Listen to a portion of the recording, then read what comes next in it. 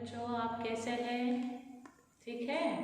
तो आज मैं 10वीं कक्षा में अभिनव मनुष्य कविता को मैं पढ़ा सकती हूँ। बच्चों देखो, किताब है ना सबके पास, देख लीजिए। कवि का नाम है रामधारी सिंह दिनकर जी।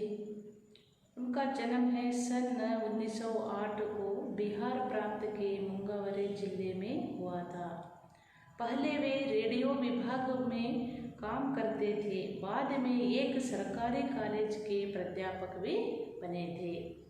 रामधारी सिम्माकर जी का जन्म है सन 1908 में बिहार प्रांत में मुंगेर जिले में इनका जन्म हो गया था। पहले वे रेडियो विभाग में रामधारी सिंह दिनकर जी ने काम करते थे, बाद में एक सरकारी कॉलेज में भी ये प्राध्यापक बने थे। रामधारी सिंह दिनकर जी ने सरकारी कॉलेज में एक प्राध्यापक भी रह के उन्होंने काम करते थे।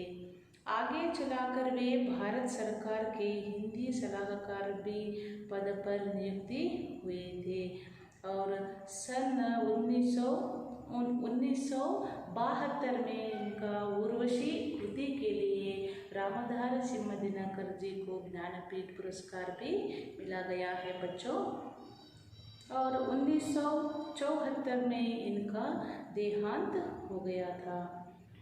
कवि की कुछ प्रमुख रचनाएं हैं, कौन कौन सी है देखो। अंकुरा, रेणुका, रसवती, समाधुनी, धूप चाह, कुरुक्षेत्र, बापू, रश्मिताई आदि। कवि की हर रचना में हृदय को प्रभावित और उत्साहित करने की पूर्ण शक्ति भी थी और इनकी भाषा सजीव और विषय के अनुकूल थे। सजीव थे और ಈಗಲೂ ಅವ್ರ ಭಾಷೆ ಏನಾಗಿದೆ, ಸಜೀವ का मतलब ಹಾಗೇನೆ ಸಹ ಉಳಿದಿದೆ ಮಕ್ಕಳ। अभिनव मनुष्य पद्य भाग को किस कृति से लिया गया है? अभिनव मनुष्य पद्य भाग को कुरुक्षेत्र पृष्ठ से लिया गया है और उसको हम कवि का परिचय देखे गए बच्चों। अभी हम शाम पट पर लिखे हैं कवि का परिचय। रामधारी सिंह दिनकर जी का जन्म है बिहार प्रांत के मुंगेर जिले में हुआ था 1908 से लेकर 1974 तक। उनकी रचनाएं हैं अंकुरा, रेणुका, रसवती, समाधानी, धूप चाप, कुरुक्षेत्र और बापू। बहुत सारी रचनाएं भी लिखे हैं। 1972 में इनकी उर्वशी कृति के लिए रामधारी सिंह जी को ज्ञानपीठ पुरस्कार मिला गया है बच्चों। और इसके अलावा हम क्या देखेंगे और पाठ का आशय। इस कविता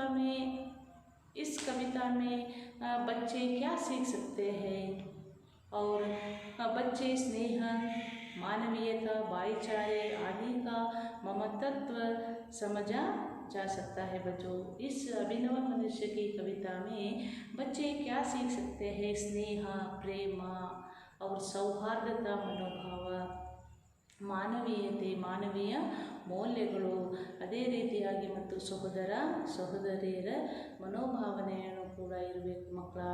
ಅವರು समझ सकते हैं। ये ಒಂದು कविತೆಯಲ್ಲಿ भाईचारे का भावना नहीं है। अभी हम यश प्राप्ति के लिए बहुत क्या कर रहे हैं, आगे बढ़ रहे हैं बच्चों। इस कविता के अंतर्गत देखो, आज की दुनिया विचित्र और नवीन है, प्रकृति पर सर्वत्र है विजयी पुरुष आसान है। ये बाधे नर के करों में वारी, विद्युत वाप हुकुम पर चढ़ता उतरता है। पवन का ताप है नहीं बाकी कहीं व्याधान, लाग सकता है नर सरित गिरि सिंधु एक समान। तो बच्चों, आज हम बहुत आगे बढ़ रहे हैं, भौतिक विषयों के बारे में हम बहुत आगे बढ़ रहे हैं। आज की युग कैसी है? आज की युग नवीन युग है, आधुनिक युग है। बहुत सारे क्या हम टेक्नोलॉजी आगे बढ़ रही है बच्चों। आज की दुनिया विचित्र और नवीन है। इस कविता में, एक छोटी कविता में हम क्या जान सकते हैं बच्चों? और आज की दुनिया कैसी है और विचित्र और नवीन है। आज की दुनिया, दुनिया का मतलब जगत्तु संसार, कैसे है दुनिया? बहुत विचित्र है और नवीन भी है। नवीन का मतलब ಹೊಸ ಟೆಕ್ನಾಲಜಿಯನ್ನು ಏನು ಮಾಡ್ತಾ ಇದ್ದಾರೆ, ಈಗ ಕಂಡು ಹಿಡಿತಿದ್ದಾರೆ। और हम शामपट पर लिखे हैं, देखो शब्दार्थ। अभिनव का मतलब क्या है? नया। वारी, जल, हुकुम, आज्ञा, व्याधान, पर्दा, सिंधु, सागर, नेय, यश, ये सब इस कविता के अंतर्गत आ चुके हैं बच्चों। और आज की दुनिया विचित्र और नवीन भी है। प्रकृति पर सर्वत्र विजय पुरुष ಆಸಾನಿ है। ಈ ಒಂದು ಆಧುನಿಕ ಕಾಲದಲ್ಲಿ ನಾವು ಏನು ಮಾಡ್ತಾ ಇದ್ದೇವೆ, ಬಹಳ ವೇಗವಾಗಿ ನಾವು ಮುಂದಕ್ಕೆ ಸಾಗ್ತಾ ಇದ್ದೇವೆ ಮಕ್ಕಳ। और ವಿಚಿತ್ರ और ನವೀನ है, ಹೊಸ ಟೆಕ್ನಾಲಜಿನ ಏನು ಮಾಡ್ತಿದ್ದಾರೆ, ಕಂಡುಹಿಡಿದಿದ್ದಾರೆ। प्रकृति पर हर तत्व पर भी मनुष्य क्या कर रहा है, बहुत आगे बढ़ रही है। सर्वत्र विजय, ಎಲ್ಲ ವಿಷಯದಲ್ಲೂ ಕೂಡ ಮನುಷ್ಯ ಏನು ಮಾಡಿಬಿಟ್ಟಿದ್ದಾನೆ, ಅನೇಕ ವಿಷಯಗಳನ್ನು ಅವನು ತಿಳಿದುಕೊಂಡಿದ್ದಾನೆ ಮಕ್ಕಳ। विजय पुरुष आसानी है, बहुत विषयों को हम क्या चुके हैं, ज्ञान चुके हैं। और प्रकृति पर देखो, प्रकृति के अंतर्गत क्या क्या आते हैं, वारी, विद्युत, पाप, बहुत सारे विषय भी मनुष्य ने जान चुका है। और विजय पाई है। सर्वत्र विजय पुरुष ಆಸಾನಿ है। ಆಸಾನಿ का मतलब ಎಲ್ಲ ವಿಷಯನೂ ಕೂಡ ಏನು ಮಾಡಿದ್ದಾನೆ, ಮನುಷ್ಯ ಈಗ ತಿಳಿದುಕೊಂಡಿದ್ದಾನೆ, ತನ್ನ ನಿಯಂತ್ರಣದಲ್ಲಿ ಏನು ಮಾಡಿದ್ದಾನೆ, ಅವನ್ನೆಲ್ಲ ಮುಷ್ಟಿಯಲ್ಲಿ ಇಟ್ಕೊಂಡಿದ್ದಾನೆ ಮಕ್ಕಳ। और हे बाद नर के करो में वारी, विद्युत, बाप। वारी का मतलब क्या है, पानी, विद्युत बिजली, और बाप ವೇಪರ್ ಅಂತೀವಲ್ಲ, ಅದೇ ರೀತಿಯಾಗಿ ಈ ಮೂರು ವಿಷಯ ಅಷ್ಟೇ ಅಲ್ಲದೆ ಬೇರೆ ವಿಷಯಗಳನ್ನು ಕೂಡ ಮನುಷ್ಯ ಏನು ಮಾಡಿದ್ದಾನೆ, ಬೇಕಾದಷ್ಟು ಸಾಧನವನ್ನು ಕಂಡು ಹಿಡಿತಾ ಇದ್ದಾನೆ ಮಕ್ಕಳ। और हुकुम पर चढ़ता उतरता है पवन का ताप। हुकुम का मतलब आज्ञे, ऑर्डर अंतीवಲ್ಲ। पर चढ़ता उतरता है पवन का ताप। मनुष्य ಏನು ಮಾಡ್ತಾ ಇದ್ದಾನೆ, ಪವನ್ का मतलब ಗಾಳಿಯ ಮೂಲಕ ಏನು ಮಾಡ್ತಿದ್ದಾನೆ, ತನ್ನ ದಿಕ್ಕನ್ನೇ ಅವನು ಏನು ಮಾಡ್ತಾ ಇದ್ದಾನೆ, ಬದಲಾವಣೆಯನ್ನು ಮಾಡ್ಕೊತಾನೆ। ಚಡ್ತಾ ಉತರ್ತಾ ಪವನ का ताप। पवन का मतलब ಏನು, ಗಾಳಿ। ताप का मतलब ಬಿಸಿಲು। और है नहीं बाकी कहीं ವ್ಯಾಧಾನ್। ಇವೆಲ್ಲ ಪ್ರಕೃತಿಯ ಅಡಿಯಲ್ಲಿ ಬರ್ತಾವು। ಗಾಳಿ, ನೀರು, ಜಲ, ಮರ, ಗಿಡಗಳು ಅವೆಲ್ಲವೂ ಕೂಡ ಮನುಷ್ಯ ಏನು ಮಾಡಿದ್ದಾನೆ, ಅಪಾರವಾಗಿ ಆ ವಿಷಯದ ಬಗ್ಗೆ ಅವನು ಏನು ಮಾಡ್ಕೊಂಡಿದ್ದಾನೆ, ತಿಳಿದುಕೊಂಡಿದ್ದಾನೆ ಮಕ್ಕಳ। ವ್ಯಾಧಾನ್ नहीं बाकी कहीं ವ್ಯಾಧಾನ್। ವ್ಯಾಧಾನ್ का मतलब अड़चने, ತೊಂದರೆ। किसी व्याधान आती है तो मनुष्य क्या कर रहा है, बहुत आगे बढ़ रहे हैं। और तापमान भी अपने घरों में रख लिया है, और मनुष्य बहुत ही आगे बढ़ रहा है। लगा सकता नार सरित गिरी सिंधु का समान। लाग सकता, लाग का मतलब दाटोದು। ये सभी देखो, ಬೆಟ್ಟ, ಗುಡ್ಡ, ಪರ್ವತ, ಗಿರಿ, ನದಿ, ಸಮುದ್ರ ಇವನ್ನೆಲ್ಲ ಏನು ಮಾಡ್ತಾನೆ, ಮನುಷ್ಯ ದಾಟಿ ಮುಂದಕ್ಕೆ ಸಾಗ್ತಾ ಇದ್ದಾನೆ ಮಕ್ಕಳ। ಗಿರಿ ಸಿಂಧು का समानता। ನೋಡಿ, ಮನುಷ್ಯ ಯಾವುದಕ್ಕೂ ಕೂಡ ಕಡಿಮೆ ಇಲ್ಲ। और ಸರಿತ್, ಗಿರಿ, ಪರ್ವತ, ಬೆಟ್ಟ, ಗುಡ್ಡ, ಸಮುದ್ರ ಇವನ್ನೆಲ್ಲ ದಾಟಿ ಅವನು ಮುಂದಕ್ಕೆ ಸಾಗ್ತಾ ಇದ್ದಾನೆ ಮಕ್ಕಳ। और अगला स्टैंजा में देखो, यहाँ मनुष्य जिसका गगन में जा रहा है यान, कांपते जिसका करों को देख कर परमाणु। देखो, विज्ञान से हम क्या कर रहे हैं, बहुत आगे बढ़ रहे हैं। ವೈಜ್ಞಾನಿಕ ಅಭಿವೃದ್ಧಿಯಿಂದಾಗಿ ನಾವು ಬಹಳ ಮುಂದಕ್ಕೆ ಸಾಗ್ತಾ ಇದ್ದೇವೆ। ಆಕಾಶದಲ್ಲಿ ವಿಮಾನದಲ್ಲಿ ಕುಳಿತು ಮನುಷ್ಯ ಏನು ಮಾಡ್ತಾ ಇದ್ದಾನೆ, ಪ್ರಯಾಣವನ್ನು ಮಾಡ್ತಾ ಇದ್ದಾನೆ। और उसके अलावा एक सूक्ष्म परमाणु भी क्या हो रहा है, मनुष्य के हाथों को देखकर काँप रहा है। उसी तरह ಮನುಷ್ಯನ ಕೈಯಲ್ಲಿ ನೋಡಿ ಸಣ್ಣ ಸಣ್ಣ ಪರಮಾಣುಗಳು ಕೂಡ ಏನು ಮಾಡ್ತಾ ಇದೆ, ಮನುಷ್ಯನ ಕೈಯನ್ನು ನೋಡಿ ಹೆದರ್ತಾ ಇದೆ ನಮ್ಮ ಮಕ್ಕಳು। और आकाश में देखो बहुत सारे गगन में हम सूर्य चंद्र ग्रह गैलेक्सी बहुत सारे विषयों को हमको मालूम हो चुका है, और भूमि के अंदर क्या भरा हुआ है इस विषय को, और आकाश से लेकर पाताल तक भी सब विषय को मनुष्य ने जान चुका है। जिसका गगन में जा रहा है यान कांपते जिसका परों को देखकर परमाणु, ಮನುಷ್ಯನ ಕೈಯನ್ನು ನೋಡಿ ಏನು ಮಾಡ್ತಾ ಇದೆ, ಪರಮಾಣು ಕೂಡ ಏನು ಮಾಡ್ತಾ ಇದೆ, ಹೆದರ್ತಾ ಇದೆ ಮಕ್ಕಳ। और यहाँ मनुज कवि कहते हैं, यहाँ मनुज जो सृष्टि का श्रृंगार करता है। मनुज का मतलब यारो मनुष्यने ಎಲ್ಲ ಮಾಡಿರೋದು भगवान। भगवान का मतलब अभी क्या करते हैं, अभी देखो हमें कष्ट आते हैं तो क्या करते हैं, भगवान का स्मरण करते हैं। उसी तरह मनुष्य को भी भगवान मानकर इस प्रकृति में आने वाली चीज़ों को और वैज्ञानिक संसाधनों को अभी हम क्या कर रहे हैं, श्रृंगार करते हैं। मनुष्य जो सृष्टि का श्रृंगार करता है और ज्ञान का विज्ञान का आलोक का आधार है। मनुष्य ನೋಡಿ, ಮನುಷ್ಯ ಈ ಸೃಷ್ಟಿಯ ಮನುಷ್ಯನ ಜೊತೆಗೂ ಕೂಡ ನಾವು ಏನು ಮಾಡ್ತೀವಿ, ಭಗವಂತನಲ್ಲೂ ಕೂಡ ನಾವು ಸ್ಮರಣೆಯನ್ನು ಮಾಡ್ಕೊತೀವಿ। और भगवान में अच्छी तरह मति दो भगवान, उसी तरह भगवान के ऊपर हम क्या करते हैं, भक्ति पूर्वक से हम पूजा करते हैं। उसके अलावा ज्ञान का विज्ञान का, ಜ್ಞಾನ ಮನುಷ್ಯನಿಗೆ ಮೊದಲನೇದೇನ ಏನಿರಬೇಕು, ಜ್ಞಾನ ಇರಬೇಕು। उसके बाद विज्ञान की ओर हम बहुत आगे बढ़ रहे हैं। और आलोक का मतलब बेಳಕು प्रकाश, घर है।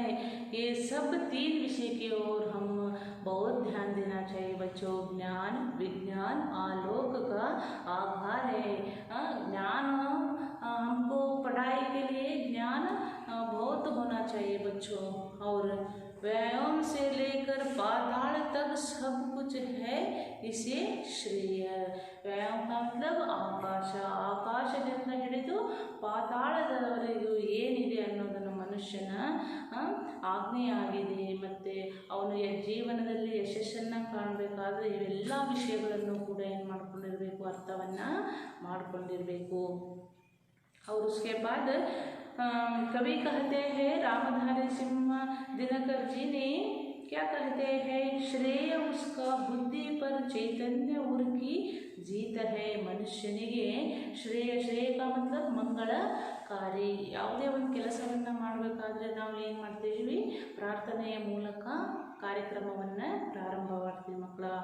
ಶ್ರೇಯ ಉಸ್ಕ ಬುದ್ಧಿ ಪರ್ ಚೈತನ್ಯ ಹೇ, ಬುದ್ಧಿ ತಲೆಯಲ್ಲಿ ಬುದ್ಧಿ ಇದ್ದರೆ ಮಾತ್ರ ನಾವು ಜೀವನದಲ್ಲಿ ಮುಂಬರಲಿಕ್ಕೆ ಸಾಧ್ಯ।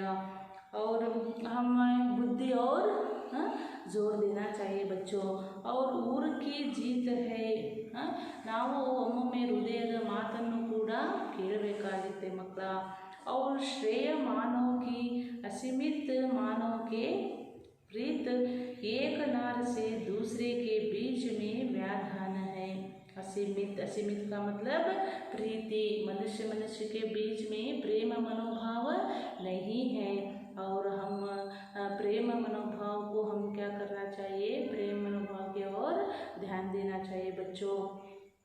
और एक नार से दूसरे के बीच में व्याधान है।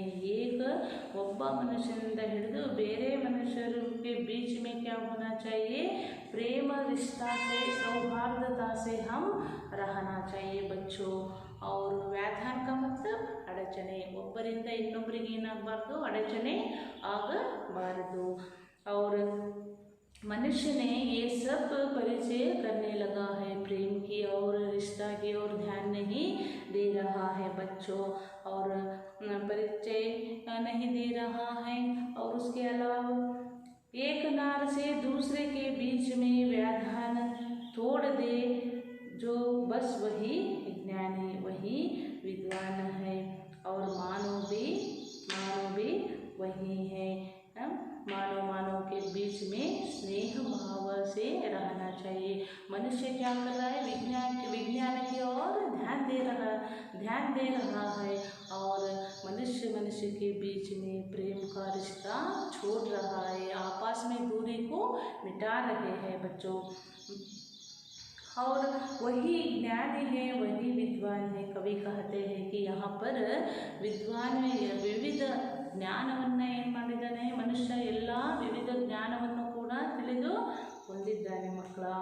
और मानव भी वही है, ಅವನೇ ಮನುಷ್ಯ। ಈ ಒಂದು ಕವಿತೆಯಲ್ಲಿ ರಾಮಧಾರಿ ಸಿಂಹ ದಿನಕರಜಿಯವರು ಅವರು मनुष्य के बीच में प्रेम भावना से बिताना चाहिए और आपस में दूरी को मिटाना चाहिए बच्चों। और उसके अलावा कविता का आशय क्या दिए गए हैं? देखो, इस पद्य में वैज्ञानिक युग और आधुनिक मानव का पूरा विश्लेषण किया गया है। कवि दिनकर जी ने इस कविता के द्वारा यहाँ संदेश देना चाहते हैं कि आज के मानव ने प्रकृति हर तत्व पर विजय पाई है और उसके अलावा परंतु कैसी विडंबन है कि उसने स्वयं को नहीं पहचाना है, अपने भाईचारे को नहीं समझ लिया है। सहोदर सहोदरियर प्रीति विश्वासने ಇಲ್ಲ। प्रकृति पर विजय प्राप्त करने के लिए मनुष्य की साधन है। ಮನುಷ್ಯನಿಗೆ ಪ್ರಕೃತಿಯ ಮೇಲೆ ಏನು ಮಾಡ್ತಾ ಇದ್ದಾನೆ? ಸಾಧನೆಯನ್ನು ಅವನು ಮಾಡ್ತಾ ಇದ್ದಾನೆ। मानव के बीच में स्नेह का बांध बांधना मानव का सिद्ध कहलाने लगता है। जो मानव दूसरे मानव का प्रेम का रिश्ता जोड़कर, अभी एक मानव से दूसरे मानव को रिश्ता जोड़कर आपस में दूरी को मिटाइए। ನಮ್ಮಲ್ಲಿ ಇರುವಂತಹ ದ್ವೇಷ ಮನೋಭಾವನೆಯನ್ನು ಏನು ಮಾಡಬೇಕು? दूर ಮಾಡಬೇಕು ಮಕ್ಕಳ। वही मानव कहलाने का अधिकार होगा है। ಈ ಒಂದು ಪೊಯಮಲ್ಲಿ ಏನಿದ್ರು ರಾಮಧಾರಿ ಸಿಂಹ ದಿನಕರಜಿಯವರು ಮನುಷ್ಯನ ನಡುವೆ ಪ್ರೀತಿ, ಸೌಹಾರ್ದತ, ವಿಶ್ವಾಸ ಅನ್ನೋದೇ ಇಲ್ಲ। ಈ ಒಂದು ದ್ವೇಷವನ್ನು ಏನು ಮಾಡಬೇಕು? ನಾವು ತೊಡೆದು ಹಾಕಬೇಕು ಮಕ್ಕಳ। भाईचारे की भावना होना चाहिए। इस कविता को घर में जाकर पढ़ाइए और इस पाठ के अंतर्गत कुछ 1 अंक वाले प्रश्न भी आ चुके हैं। देखो बच्चों, और आज की दुनिया कैसी है? आज की दुनिया कैसी है? नवीन और विचित्र है। और अगला प्रश्न है, मानव के हुक्म पर क्या चढ़ता उतरता है? मानव का क्या उतरता चढ़ता है? उत्तर दीजिए। प्रश्न का उत्तर तो ढूंढ लो। पवन का ताप और उसके अलावा परमाणु किसे देखकर कांपते हैं? परमाणु किसे देखकर कांपते हैं? मनुष्य की करो का मतलब क्या? हाथ को देखकर कांप रहा है। आज का मनुष्य किस पर सफर करने लगे हैं? गगन में सफर करने लगे हैं। अभिनव मनुष्य कविता के कवि कौन थे? अभिनव मनुष्य कविता के कवि रामधारी सिंह दिनकर जी है। और आधुनिक पुरुष ने किस पर विजय पाई है? आधुनिक मनुष्य ने हर तत्व पर विजय पाई है। और दूसरा प्रश्न है, नर किन का एक समान लाग सकता है? सरितवरी गिरी पर्वत पर भी लाग कर सकता है। आज मनुज का यान कहाँ रहा है? आज मनुज का यान गगन में हो रहा है। और उसके अलावा 2 अंक वाले प्रश्न भी आ गया है। और प्रकृति पर सर्वत्र विजय पुरुष आसानी, इस पंक्ति का आशय समझाइए। और दूसरा प्रश्न है, दिनकर जी के अनुसार मानव का सही परिचय दीजिए। वेरी इंपॉर्टेंट प्रश्न है बच्चों, नोट कर लीजिए। और इस कविता का दूसरा कौन सा शीर्षक हो सकता है? ये भी गृह कार्य में लिखना होगा। और तीसरा मेन प्रश्न में भावार्थ भी लिखना चाहिए। और उसके अलावा पंक्तियों को पूर्ण कीजिए। आज की दुनिया कैसी है, नवीन और विचित्र है, पूरा क्या करना, ये पंक्तियों को पूरा कर देना। और उसके अलावा पर्यायवाची शब्द भी है और विरुद्धार्थक शब्द भी है। दुनिया, दुनिया का मतलब संसार, जगत, विचित्र, विचित्र और नवीन, नया, नार, मनुष्य, वारी, जल, पानी, कर, हाथ, आघार, घर। विलोम शब्दार्थ लिखिए। विरुद्धार्थ शब्द आज, कल और चढ़ता, उतरता, जीत, हार, तोड़ना, जोड़ना। और उसके अलावा एक शब्द में लिखिए भी होगा, वैसे ही लिखना चाहिए। और अनुरूपता शब्द भी लिखिए बच्चों। अनुरूपता में देखो, गिरी पहाड़ है, वारी समुद्र, पवन और वायु, सिंधु सागर, जमीन आसमान, आकाश